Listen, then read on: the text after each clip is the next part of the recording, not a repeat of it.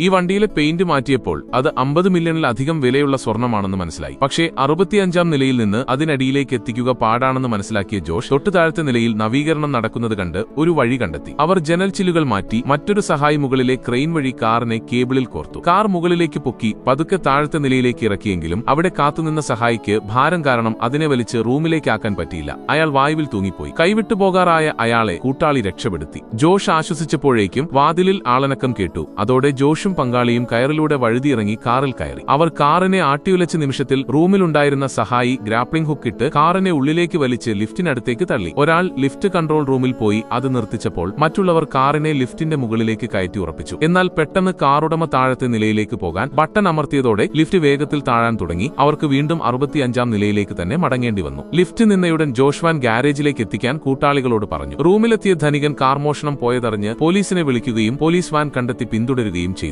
Van ഇടിച്ചു പാഞ്ഞു പോയെങ്കിലും ഒടുവിൽ പോലീസ് അത് തടഞ്ഞു നിർത്തി പരിശോധിച്ചപ്പോൾ വാനിന്റെ ഉൾഭാഗം കാലിയായിരുന്നു. തെളിവില്ലാത്തതിനാൽ അവരെ വിട്ടയച്ചു. അന്ന് രാത്രി അവർ ഹോട്ടലിന്റെ ടെറസിലെത്തിയപ്പോൾ അവിടുത്തെ പൂളിന്റെ കവർ പതുക്കെ തുറന്നു. അതിനുള്ളിൽ ആ സ്വർണ്ണക്കാരുണ്ടായിരുന്നു. അവസാനം അവർ ആ സ്വർണ്ണക്കാർ ഓരോ ഭാഗങ്ങളായി അഴിച്ചെടുത്ത് എല്ലാവരും പുതിയൊരു ജീവിതത്തിലേക്ക് കടന്നു.